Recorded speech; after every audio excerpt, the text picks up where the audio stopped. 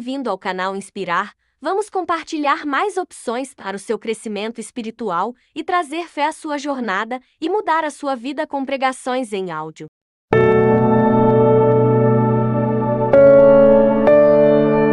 Então preciso que você abra a sua Bíblia no Evangelho de Marcos, no capítulo 4, no verso de número 35.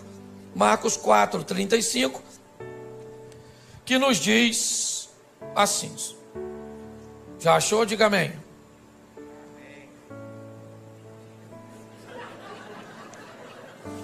Vocês estão rindo de quê? É só para achar. Diga amém quem já achou. Isso. Quem não achou é só ficar quietinho, que já ajuda pra caramba. Verso 35. E naquele dia, sendo já tarde, disse-lhes: passemos para outra margem, ou para outra banda. E os discípulos, deixando a multidão, levaram consigo assim como estava no barco, mas havia também com ele outros barquinhos. Levantou-se um grande temporal de vento, de maneira que as ondas subiam sobre o barco, e ele já quase se enchia, e ele estava deitado na popa do barco, sob uma almofada. Despertaram, dizendo: mestre, mestre, não se te dá que pereçamos? E ele, despertando, disse ao vento: cala-te. Disse o mar: aquieta-te. O vento se aquietou, e houve grande bonança. E disse: por que sois tão tímidos, ainda não tendes fé? E sentiram um grande temor, e diziam uns aos outros: mas quem é este que até o vento e o mar lhe obedecem? Versículo 1 do capítulo 5. E chegaram na outra banda, na província dos Gadarenos, dos Gezerenos. Não sei como é que está a sua tradução. Feche os seus olhos, não feche sua Bíblia. Senhor nosso Deus e Pai, continua falando conosco e usa-me, ó Deus, como um canal de bênção, em nome de Jesus. Amém. Glória a Deus. Amém? Amém. Glória a Deus. Vamos dar uma olhadinha aqui, e é muito importante nós entendermos que, se vamos lidar com Deus, temos que entender que Ele que dita as regras do jogo. Ele pode ir a lugares, abordar pessoas, tomar decisões que contrariaria, a nossa mente e as nossas escolhas. Ele entra em situações que ninguém entraria. Você olha para João capítulo 8, por exemplo, Jesus entra em cena num ambiente totalmente inóspito, onde ninguém entraria. Jesus entra para defender uma mulher adúltera. Lembra aquela mulher adúltera de João 8? Adúltera, apoiada pela lei de Moisés, que deveria ser apedrejada. Quem contrariasse a lei de Moisés seria acusado de blasfêmio e levaria uma pedrada também. E Jesus entra em defesa de uma dona que, cá convenhamos, nem merecia, porque ela sabia que se adulterasse, morria pedrada. Por que adulterou? Porque às vezes a gente sabe que tem coisa que vai levar a nossa vida para o buraco, mas às vezes o Satanás é tão astuto que nós fazemos aquilo que não deveria fazer. Agora a dona está lá seminua, indo para ser apedrejada fora da cidade, porque não podia tacar pedra dentro dos muros. No caminho alguém tem uma ideia genial de levar ela para bater um papo lá com Jesus, porque estava a fim de tacar a pedra em Jesus também. A cabeça deles é: vamos levar ela lá e vamos dizer: Jesus pode apedrejar ela? A lei do Moisés diz que pode. Se o senhor disser que não pode, a gente taca a pedra em você também. 2 coelhos com uma cajadada só. Ninguém ia se meter com a lei do Moisés, é com a dona, com a vida tão torta. O que eles não sabiam é quem era Jesus, o chefe dos crentes. Jesus está bem lá, ensinando a turminha, fazendo um discipulado, quando de repente jogaram a dona seminua. Falaram: aí Jesus, dona foi pega em flagrante. A lei nos mandou que taca a pedra nela, mas o senhor, o que o senhor fala? Jesus não falou nada. E aí o pessoal falou: fala Jesus, fala Jesus, fala Jesus. Aí ele levantou e falou assim: aí gente, fala uma coisa para tu. Estão a fim de tacar a pedra nela? Então aquele que não tem pecado dá a primeira pedrada, porque a lei do Moisés, que eles estão embasados, diz que só podia tacar pedra, o povo só podia tacar depois que as testemunhas oculares apedrejassem. Então eles que viram tinham que dar a pedrada. Eles tacavam a primeira, não podia ser uma testemunha só, e aí o povo depois vinha e matava. Só que Jesus disse: atire a primeira. Ele não está falando com todo mundo, está falando com quem viu. E aí ele disse: atire a primeira quem não tem pecado. Baixou e voltou a escrever. Aí o furdunço aconteceu, porque todo mundo se conhecia, ficou um olhando para o outro, esqueceram da mulher adúltera e ficaram olhando para as testemunhas oculares. Não vai tacar não, irmão? Taca a pedra, pô. Eu vou tacar depois de tu, porque eu não vi, mas tu viu. Ele falou: eu vi, mas escutou o que ele falou? Não pode ter pecado.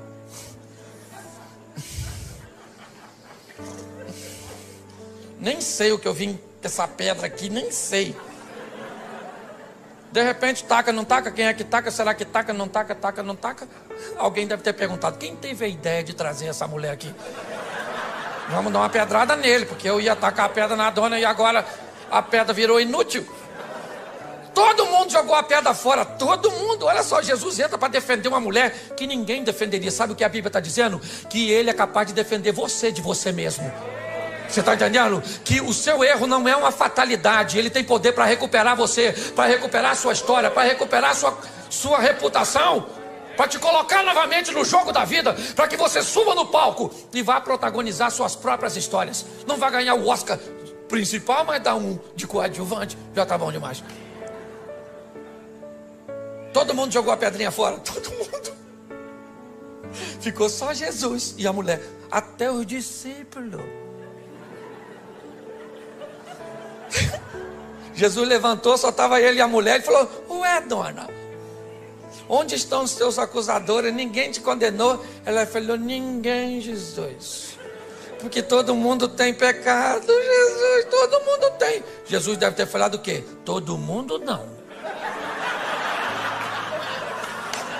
Todo mundo não, que tem alguém aqui que tem moral para apedrejar você. Moral para te apedrejar eu tenho. Eu só quero te dar mais uma chance. É isso aí. Glória a Deus. Então Deus está querendo usar você para mudar a história das pessoas que estão ao seu redor. O texto que lemos diz que já era tarde quando Jesus disse que quer ir para o lado leste do mar da Galileia. As 10 cidades pagãs estão lá. O discípulo não costumava frequentar aquele lugar, porque era crente, e crente tem uma dificuldade para lidar com o pecador.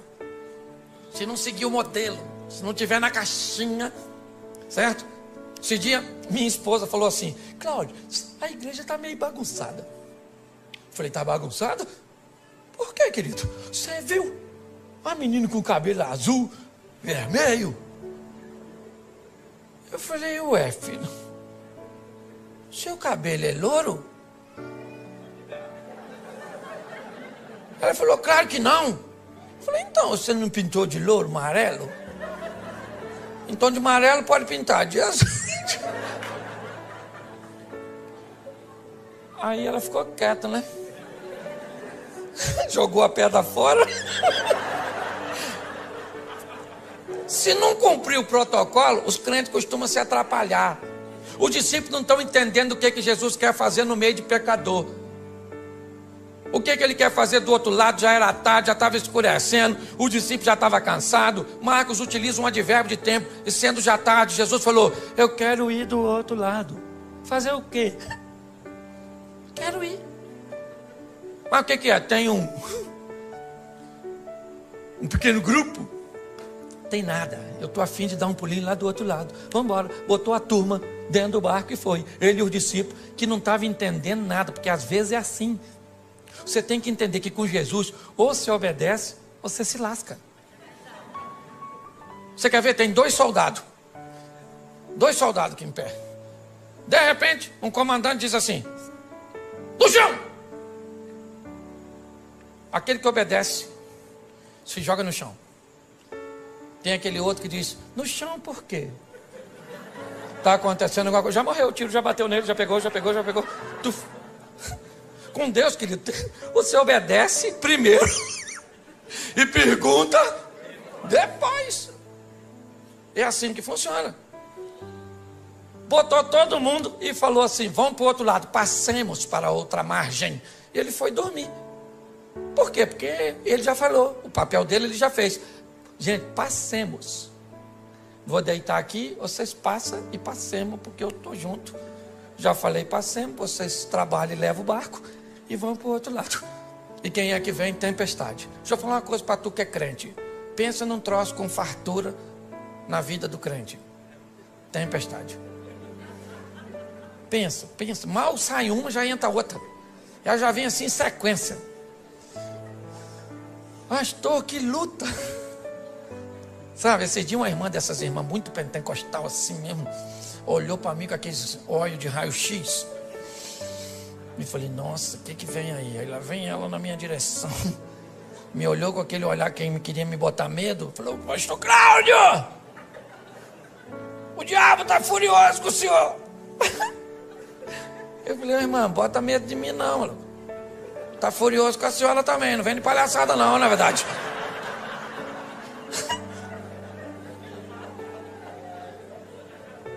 Então deixa eu falar, todo mundo enfrenta dificuldade, sim ou não? Sim ou não? Então, querido, não tenha medo da tempestade não, deixa ela vir. Cristo disse assim, ó, eu venci, vocês vão vencer também. Então não tenha medo do que vai encontrar no percurso. Você tem que ter força para lutar. Para com essas palhaçadas de, acabou. Ah, pastor, me desiludi com o meu namorado, não quero mais saber de homem. O homem é tudo igual. A senhora nem conhece os homens tudo do mundo, já está falando que é tudo igual. Então a senhora está muito rodada, entendeu? Mas não, o que é? Um trauma faz com que pessoas interrompam a sua caminhada. Querida, a vida é dura para quem é mole. Certo? Os discípulos estão lá enfrentando problema, o que é que nós vamos fazer do outro lado? E Jesus está lá dormindo. Quando de repente, alguém vai lá nele e diz, Jesus, acorda aí. Falei lá com ele para o senhor, nós vamos morrer afogado. O negócio de ir para o outro lado não vai rolar. Jesus levantou, ficou em pé, falou para o vento, cala a boca agora, vento. Cala a boca aí. Ô mar, eu não quero nem marola, é piscina. Agora. Aí ficaram olhando um para cada do outro. Falou, quem é esse que até o vento e o mar lhe obedecem? Os discípulos estão querendo saber o que é que eles vão fazer do outro lado. E o que Jesus quer alcançar uma influência. Jesus quer alguém para fazer propaganda dele. Porque propaganda é a alma do negócio, gente. Você lembra quando o reino de Ezequias está cercado pelo rei Senaqueribe, filho de Tiglade? E agora não tem rota de fuga, aquela situação toda. E aí o Ezequias chama o profeta Isaías e diz, Isaías, vamos falar com Deus aqui, meu filho, que a chapa está quente. O negócio está doido. Certo? Está igual o Rio de Janeiro. O negócio está difícil. Vamos orar. E aí eles falam com Deus, Senhor, olha aí o Senaqueribe ameaçando o Senhor, ameaçando eu. Deus envia um anjo. Quantos anjos? Quantos anjos? Um só. Deus falou, um anjo, dá um pulinho lá e resolve a parada, mata só valente, não mata covarde não. Aí o anjo fazia assim, ó. Quem enfrentava morria, quem corria salvava. Por quê que o anjo não matou covarde? Porque se mata todo mundo, quem é que conta para os outros? Os anjos, os covardes saíam correndo nas nações vizinhas, chegava lá assim, ó.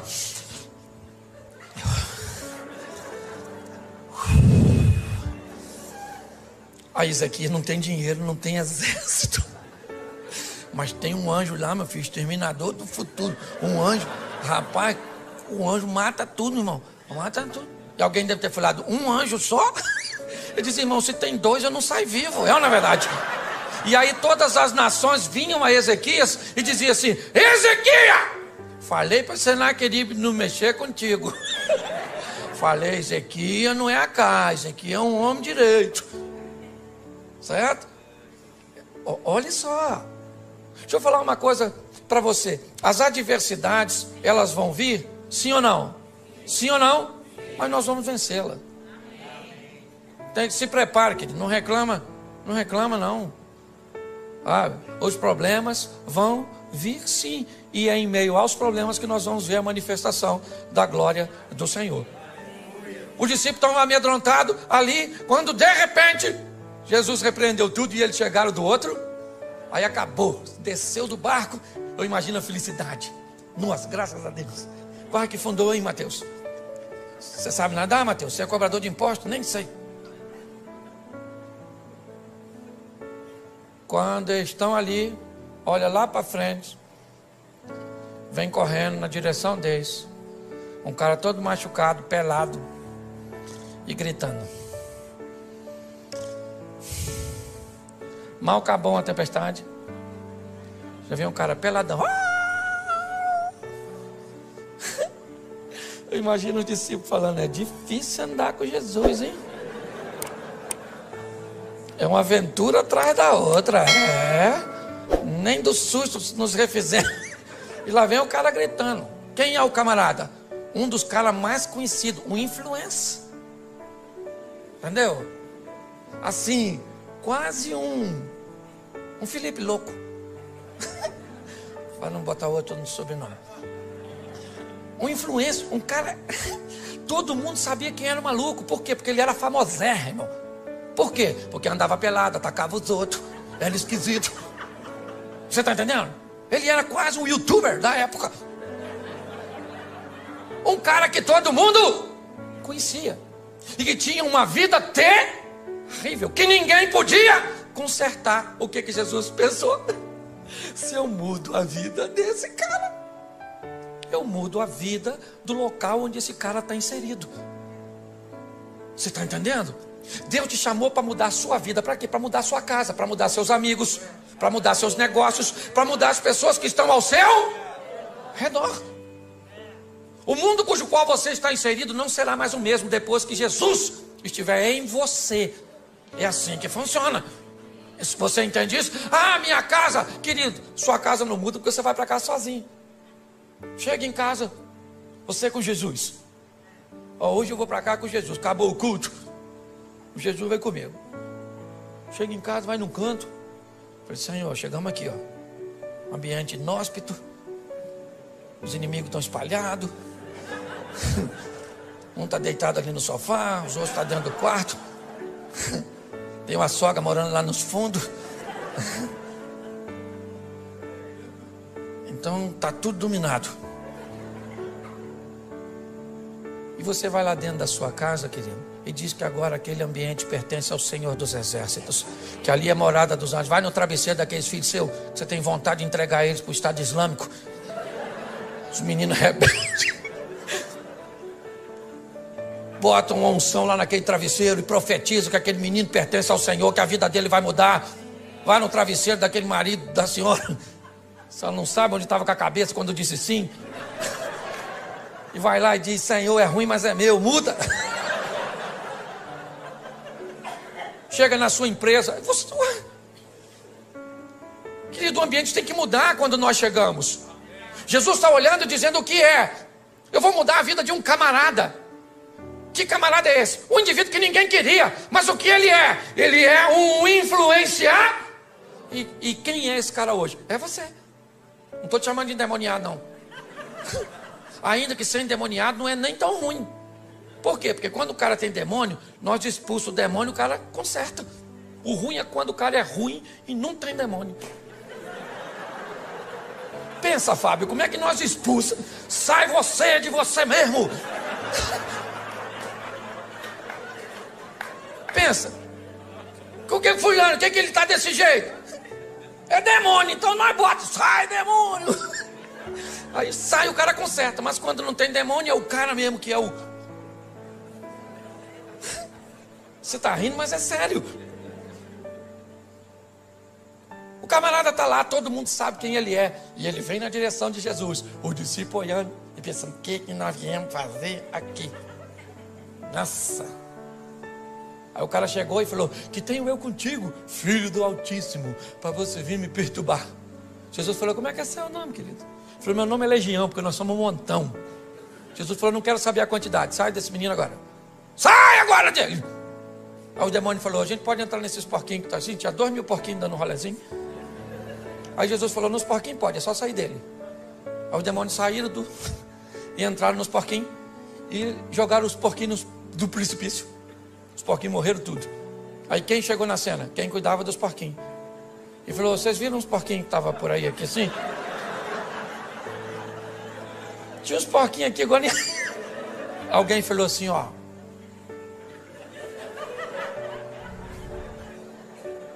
O matador de porquinho é aquele lá, ó. Só que agora, preste atenção. O cara que tinha demônio estava vestido, estava limpo, estava são e estava conversando. Esquece os porcos. Tem um homem ali que ninguém podia fazer nada por ele. E que agora esse homem está transformado. E aí o pessoal vai para a cidade e diz, sabe o maluco? Não é mais maluco. Sabe o pelado? não é mais pelado. Pare e pense. Olhe bem. A notícia chegou lá que tinha um camarada com a vida totalmente contrária, que ninguém nunca pôde fazer nada por ele. E esse indivíduo era conhecido. As pessoas, quando o viam passar na rua, sabiam quem ele era. As pessoas sabiam que ele era uma ameaça para a sociedade. As pessoas sabiam que ninguém queria se relacionar com ele. Ele era um vivo, vivendo com mortos, pois ele morava nos sepulcros. Ele se feria, ele gritava, ele atacava pessoas. Ele era basicamente um irrecuperável. E de repente Jesus chega naquela região onde não tinha um crente, onde nenhum de seus discípulos tinham condições de desempenhar uma função de sucesso. E Jesus enfrenta uma tempestade, a incredulidade dos discípulos, a hostilidade do povo daquela região, simplesmente para ter um encontro com um homem que nós não sabemos nem o nome dele, porque às vezes o estilo de vida acaba se complicando tanto que o que nós recebemos sobre nós é um título pejorativo. É o caloteiro, o mentiroso, o fofoqueiro, o promíscuo.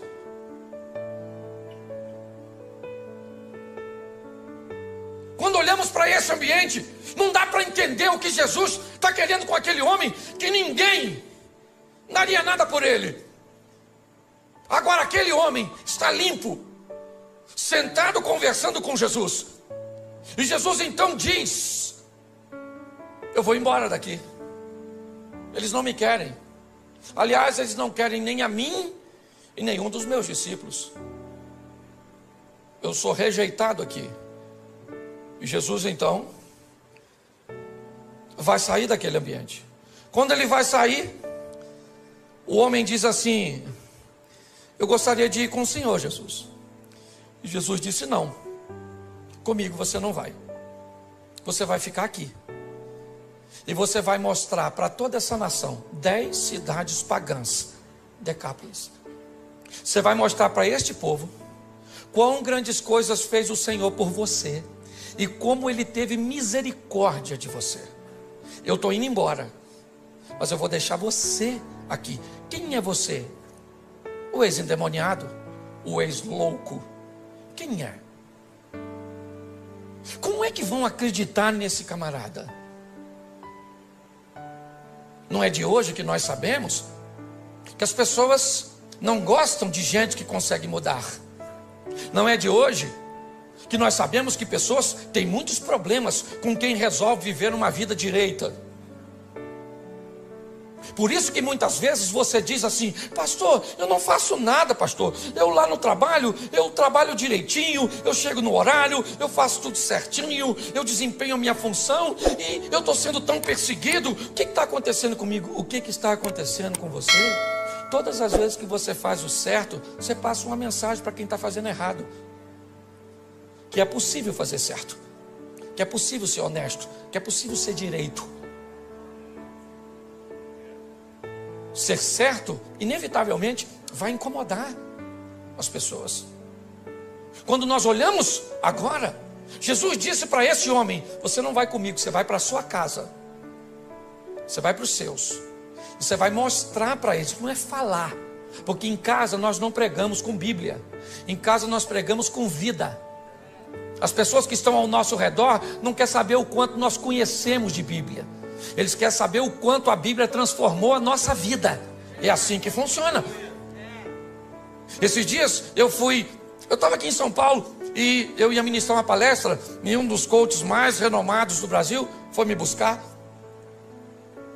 E aí no carro, ele e a esposa, ele me olhou e me disse assim: pastor Cláudio, se o senhor tivesse um conselho para me dar, qual o senhor me daria? Eu olhei para ele e para a esposa e disse: que essa sua mulher seja sempre a sua maior fã. Enquanto ela for a sua maior fã, você é um homem bem sucedido. Mas quando ela não acreditar mais em você, você vai se tornar uma fraude. Porque a nossa família é a nossa primeira congregação, é a nossa casa. Eles têm até, porque preste atenção, se ele mudou de vida, todo mundo sabe que ele é um ex. E esse é o problema.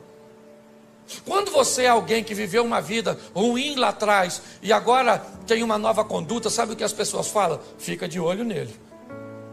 Fica de olho. Já, já. Pau que nasce torto, nunca se endireita. Mas se você sempre foi gente boa e um dia falhou, sabe o que as pessoas falam? Nunca confiei.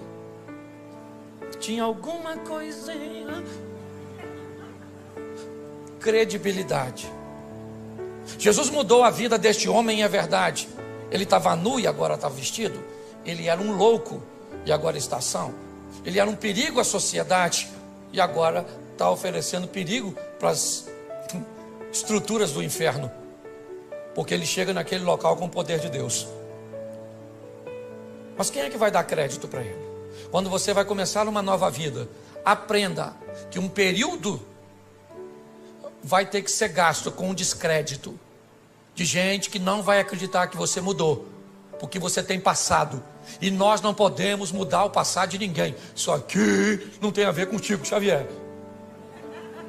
O que nós podemos é influenciar futuro. Amém? Quando o Eliseu manda a viúva pedir vasos emprestados, não interessa o que tinha no vaso. É vaso vazio. Se tinha cachaça, se tinha homossexualidade, se tinha violência, não interessa o que tinha. O que interessa é o que vai ter agora. Entendeu? Esvazia o vaso e deixa que eu enche, eu coloco unção, e agora ele vai ter uma nova finalidade, vai ser cheio de mim e não do mal que estava antes. Então Jesus olha para esse indivíduo e vai devolver a ele. Quem aqui jogou boleba de gude quando era aquelas bolinhas de gude? Nossa, legal. Você lembra quando você perdia tudo? O que você tinha que fazer? Sair da brincadeira, não era? Mas aí você tinha um amigo que te emprestava umas 3 bolinhas, e com essas 3 você voltava para o jogo. Jesus está dizendo para você hoje: você jogou seu crédito fora, sua credibilidade no seu casamento, para com seus pais, para com seus filhos, para com o comércio, para com a vida cristã, você jogou fora. Mas hoje eu vou devolver você ao jogo. Eu vou colocar crédito para que você possa ingressar novamente e mudar seu futuro. Você está conseguindo entender? Nós precisamos entender isso. E a maturidade. Esse homem, ele vai reconstruir a sua credibilidade. Imagine ele chegando em casa, depois que encontrou com Jesus, e o pessoal falando: olha ele aí, quem é? Nossa, confusão. E ele chega em casa, pensa: vestido, gente, tão bonitinho. Ele falando: bom dia, família. E o pessoal: olha mesmo, grita de novo, arranca a roupa. Porque depois da credibilidade, o próximo passo, sabe qual é? A desconfiança. O pessoal fica olhando pra gente desconfiado, não fica? Mudou mesmo, mudou mesmo, mudou mesmo. Mudou nada. Quer tomar um negocinho, não? Hã? Hein? Mudou nada, mudou nada. Isso aí é fogo de palha.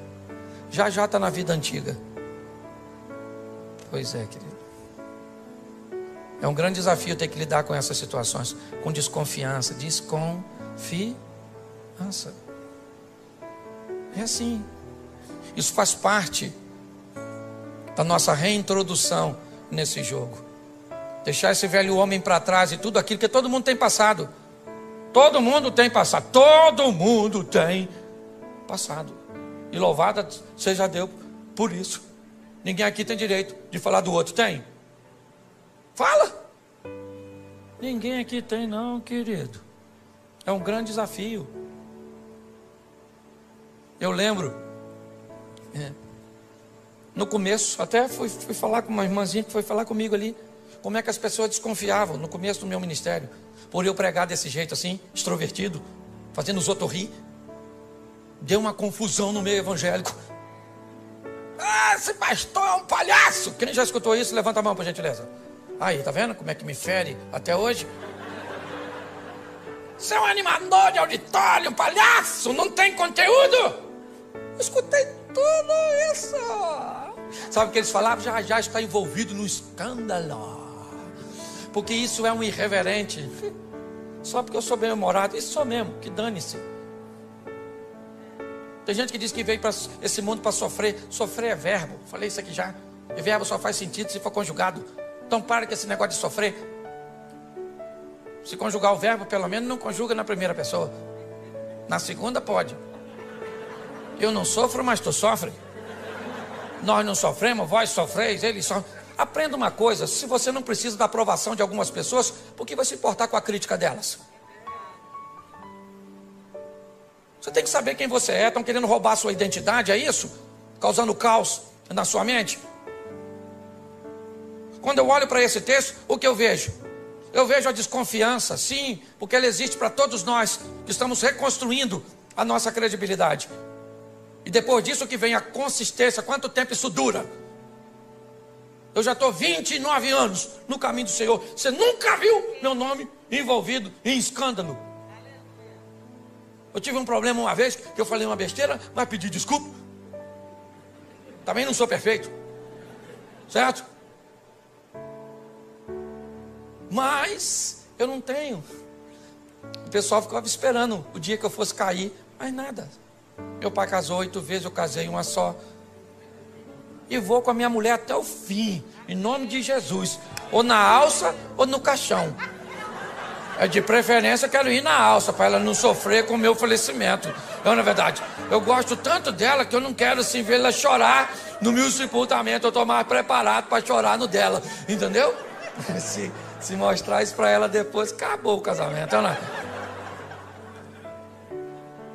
Mas deixa eu te falar, o tempo foi passando, e aí sabe o que acontece? A reputação vai se consolidando, e aqueles que te perseguiam começam a te defender. Agora é um homem de Deus, agora é uma mulher de Deus. É assim que funciona. Aqueles que te perseguiam às vezes no trabalho, agora chega perto de você e diz assim: como é que está aquela igreja lá que você frequenta mesmo? Como é que é o nome? Aí você fala.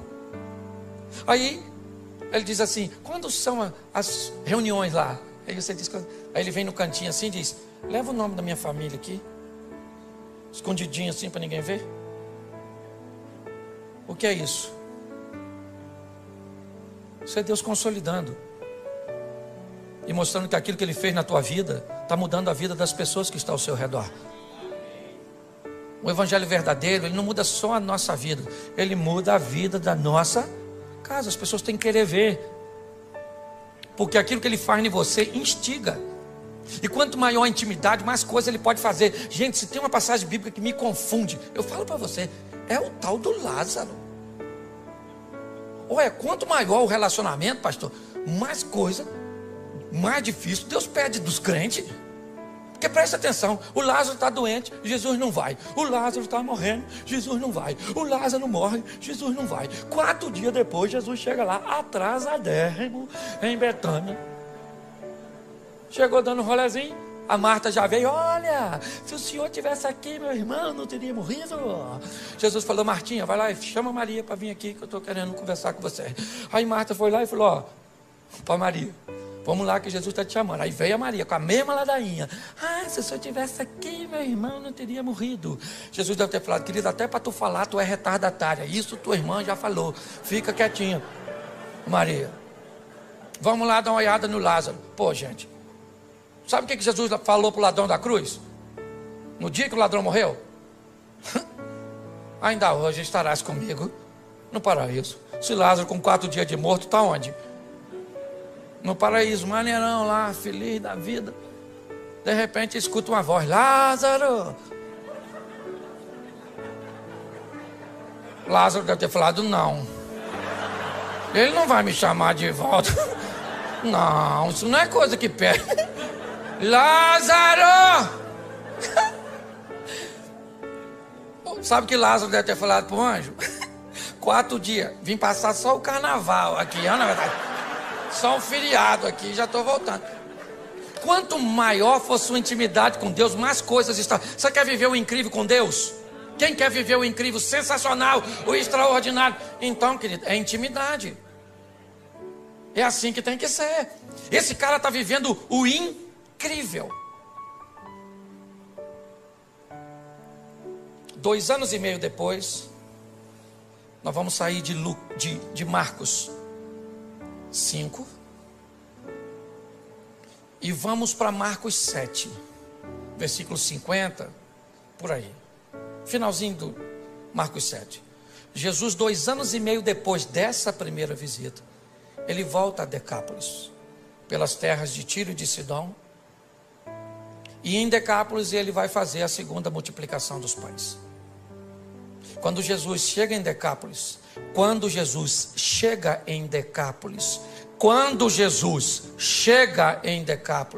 tem 4.000 homens, sem falar mulheres e crianças, para ouvi-lo. Pergunto eu para você, quem Jesus deixou em Decápolis para falar sobre ele e para mostrar sobre ele?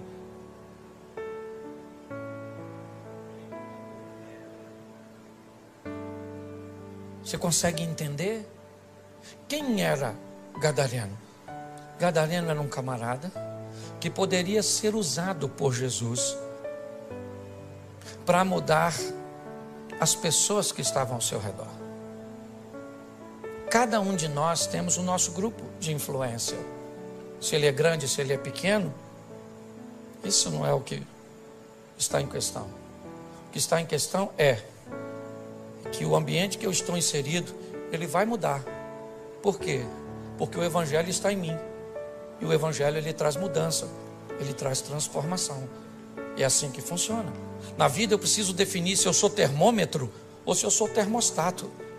Um termômetro é um aparelho usado apenas para medir a temperatura do ambiente.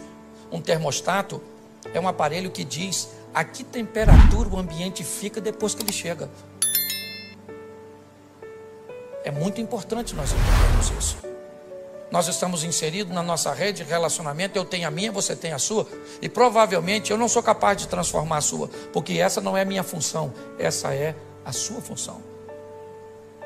O que precisamos é permitir que esse Evangelho mude a nossa vida, mude a nossa história, porque o povo já está farto de palavras. O que o povo quer ver é mudanças. Você sabe que um dos maiores inimigos da expansão do Evangelho é o mau testemunho de algumas pessoas que se dizem andar com Jesus? Nós precisamos sair daqui hoje. Esse é o meu propósito de vir aqui. Foi isso que Deus colocou no meu coração, de fazer com que você saia realmente para casa com uma visão missionária, de transformar vidas. E como já foi dito aqui, não simplesmente de fazer um novo convertido, mas de fazer um discípulo, de ensinar as pessoas o que é relacionamento com Jesus. Porque um convertido, ele normalmente já fica satisfeito com o que alcançou, sua salvação. Um discípulo não. Ele vai atrás de outras pessoas. Ele vai, não interessa. E presta atenção, quanto pior for a pessoa, vai atrás dela. Porque a mudança dela vai causar um grande impacto. Agora Jesus volta. Eu fico imaginando, quem vem aí? Jesus? Não. Quem é que está chegando em Gadara? Por que nós devemos vê-lo? O que ele tem? Cara, o homem que está vindo aí, ele é o camarada que fez aquele indivíduo mudar de vida. Aquele cara que era famoso porque andava nu, atacando as pessoas, desequilibrado, ele mudou. Mas como ele mudou? Ele mudou porque Cristo mudou a vida dele. As pessoas estavam interessadas em ver Jesus e também olhar o indivíduo que outrora vivia nu. Se você lembrar da passagem de Lázaro, voltamos a ela. As pessoas vinham de longe para ver Jesus, mas para ver também Lázaro. E muitos queriam matar Lázaro de novo, porque as pessoas estavam acreditando em Jesus por causa de Lázaro. E Lázaro não estava nem aí. Só deve ter falado com Jesus. Se matar agora, por favor, me deixa quieto. Você consegue entender isso? Então hoje sabe o que acontece? Primeiro, nós estamos sofrendo porque as pessoas não nos aceitam, porque isso, porque aquilo. Eu não estou nem aí, estou nem aí, estou nem aí, estou nem aí. Vai para a internet ver o que as pessoas falam de mim. Esse dia disseram que eu sou o anticristo. O senhor prega desse jeito, o senhor deve ser o anticristo. E eu escrevi lá mesmo: se eu for o anticristo, você deve ser a besta.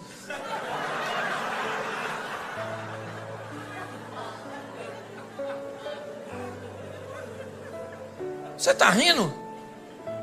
Por quê? Porque o último estágio dessa história, sabe qual é? A inveja dos imutáveis. Quem não muda de vida, quem não vence. Aí tem que ficar dizendo. Aí olha para você que emagreceu 30 quilos. Nossa, emagreceu, hein? Mas acabou também. Tá velha, tá bagunçada. Porque tem gente que não gosta de ver as coisas acontecerem na sua vida. Aí você tem que decidir. Você está querendo viver para impressionar os outros? Ou você está querendo viver para agradar a Deus? Eu não estou nem aí. Se tem uma palavra que eu uso muito, me permita aqui, pastorzão. É o dane-se. Dane-se. Não. Por quê? Porque nós temos que aprender uma coisa preciosa. Nosso propósito é viver o que Deus tem para nós. Se as pessoas vão entender ou não.